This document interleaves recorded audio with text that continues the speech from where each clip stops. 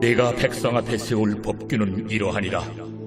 내가 히브리 종을 사면 그는 6해 동안 섬길 것이요 7째 해에는 몸값을 물지 않고 나아가 자유인이 될 것이며, 만일 그가 단신으로 왔으면 단신으로 나갈 것이요 장가 들었으면 그의 아내도 그와 함께 나가려니와, 만일 상전이 그에게 아내를 주어 그의 아내가 아들이나 딸을 낳았으면 그의 아내와 그의 자식들은 상전에게 속할 것이요 그는 단신으로 나갈 것이로되, 만일 종이 분명히 말하기를 내가 상전과 내 처자를 사랑하니 나가서 자유인이 되지 않겠노라 하면 상전이 그를 데리고 재판장에게로 갈 것이요 또 그를 문이나 문설주 앞으로 데리고 가서 그것에다가 송곳으로 그의 귀를 뚫을 것이라. 그는 종신토록 그 상전을 섬기리라. 사람이 자기의 딸을 여종으로 팔았으면 그는 남종같이 나오지 못할지며, 만일 상전이 그를 기뻐하지 아니하여 상관하지 아니하면 그를 속량하게 할 것이나, 상전이 그 여자를 속인 것이 되었으니 외국인에게는 팔지 못할 것이요 만일 그를 자기 아들에게 주기로 하였으면 그를 딸같이 대우할 것이요 만일 상전이 다른 여자에게 장가들지라도 그 여자의 음식과 의복과 동침하는 것은 끊지 말 것이요 그가 이 3가지를 시행하지 아니하면 여자는 속전을 내지 않고 거저 나가게 할 것이니라. 사람을 쳐 죽인 자는 반드시 죽일 것이나, 만일 사람이 고의적으로 한 것이 아니라 나 하나님이 사람을 그의 손에 넘긴 것이면 내가 그를 위하여 한 곳을 정하리니 그 사람이 그리로 도망할 것이며, 사람이 그의 이웃을 고의로 죽였으면 너는 그를 내 제단에서라도 잡아내려 죽일지니라. 자기의 아버지나 어머니를 치는 자는 반드시 죽일지니라. 사람을 납치한 자가 그 사람을 팔았든지 자기 수하에 두었든지 그를 반드시 죽일지니라. 자기의 아버지나 어머니를 저주하는 자는 반드시 죽일지니라. 사람이 서로 싸우다가 하나가 돌이나 주먹으로 그의 상대방을 쳤으나 그가 죽지 않고 자리에 누웠다가 지팡이를 짚고 일어나 걸으면 그를 친 자가 형벌을 면하되 그간의 손해를 배상하고 그가 완치되게 할 것입니다. 사람이 매로 그 남종이나 여종을 쳐서 당장에 죽으면 반드시 형벌을 받으려니와, 그가 하루나 이틀을 연명하면 형벌을 면하리니 그런 상전의 재산임이라. 하나님을 알아가는 삶의 기초인 아침을 여는 묵상의 자리에 올라오신 교우 여러분, 그리스도의 이름으로 여러분들을 환영하며 축복합니다. 함께 기도하며 묵상을 시작합니다. 하나님 아버지, 금요일 아침 하나님을 더 깊이 알며 그 뜻 가운데 순종하는 삶 살기 위해 말씀 묵상의 자리에 올라온 교우들을 축복합니다.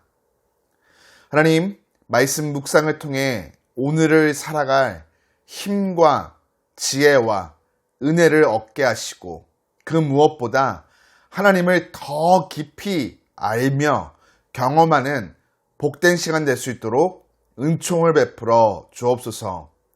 금요일입니다. 한 주간 열심히 살아온 성도들의 삶 모든 자리 가운데 주님께서 위로와 격려, 응원을 베풀어 주시고 지치지 않고 곤비치 않도록 강건함으로 힘 주옵소서. 예수님 이름으로 기도드립니다. 아멘. 모세가 중재자로서의 권위를 갖고 백성들 앞에서 세울 규례라는 이름으로 주어지는 가르침이 시작됩니다. 이 규례들은 출애굽기 24장 7절에 언급되는 언약서라고 불리는 모든 판례들인 셈이죠. 이 규례들은 10계명의 원칙들을 세부적으로 설명한 것으로 오늘 본문은 1절부터 11절까지 종에 관한 규례, 12절부터 17절까지 사형에 해당되는 범죄, 18절부터 21절까지 신체적 피해를 입힌 것에 관한 규례 일부를 다룹니다. 예배에 관한 가르침 이후 처음으로 선포되는 규례가 종과 관련된 조항이라는 것이 참 흥미롭습니다. 이것은 애굽에서 히브리 노예의 삶에서 해방된 이스라엘의 역사적 중요성을 생각한 것으로 억압의 고통을 경험한 후손들이기에 노예의 인권과 권리를 먼저 생각하도록 한 것이죠. 고대 이스라엘에서는 경제적 어려움 때문에 스스로 종이 되기를 자처하거나 훔친 물건에 대한 보상 차원으로 종이 되는 경우가 있었습니다. 누구든 이렇게 남자 히브리 종을 사게 되면 7년째 되는 해에는 몸값을 요구하지 않고 자유인이 될 수 있게 하는 것이 기본 원리였습니다. 그러나 종의 신분으로 있을 때 결혼하여 자녀를 둔 경우에 처자식들은 주인의 소유가 되었죠. 종은 자기 가족을 사랑하여 떠날 수 없고 자유인으로서 복귀를 거부할 때 재판장에게 가서 종신 노예가 되는 절차를 준수해야 했죠. 여자 노예의 경우는 조금 달랐습니다. 고대 사회에서 딸을 파는 것은 결혼을 전제했기 때문인데 설령 주인이 마음에 들지 않아도 타국인에게 팔 수 없었으며 다시 돌려보낸다면 몸값을 여자의 아버지에게 지불해야 했죠. 이것 외에도 여종을 보호하기 위해 주인에게 제한을 거는 규정들이 존재했습니다. 그러니까 여자 종도 특별한 권리를 갖고 있으며 그 권한이 침해받으면 자유인이 될 수 있었던 것이죠. 이후에 이어지는 규례는 육체적인 상해를 입힌 경우 사형에 해당되는 죄에 관한 것이었습니다. 계획적으로 치명적인 타격을 입힌 사람, 자기 부모에게 폭력을 가한 자, 사람을 노예로 팔아 이득을 챙기려고 유괴한 자, 부모를 저주한 자는 사형에 해당됩니다. 그러나 고의적인 살인이 아닌 경우에 피할 수 있는 도피성이라는 장소가 제공되었습니다.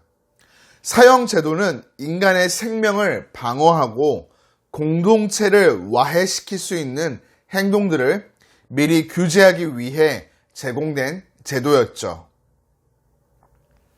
이후의 규례는 살인이나 유괴, 부모 멸시보다 덜 심각한 죄를 다룹니다.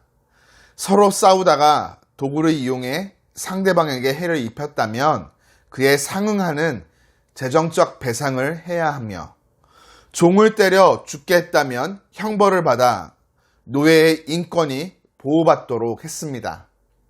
이 규례들은 삶의 지속성과 인간의 존엄성이 그 무엇보다 중요하게 다뤄져야 한다는 것은 물론 인권 보호 차원에서 매우 혁신적인 것이었죠. 여러분, 우리가 믿고 따르는 하나님이 바로 이런 분이십니다. 자신의 형상을 따라 창조된 그러나 그 앞에 범죄한 인간의 모습 속에서도 그 삶의 지속성과 존엄성, 인권 보호까지 생각하시어 규례들을 제정하게 하신 분이시죠. 하나님이 주신 규례를 생각해 볼 때 사회적인 약자에 대한 배려와 생명, 존엄성의 실현이 가장 먼저 확대되어 실현되어야 할 곳은 그분의 몸된 신앙 공동체인 교회입니다.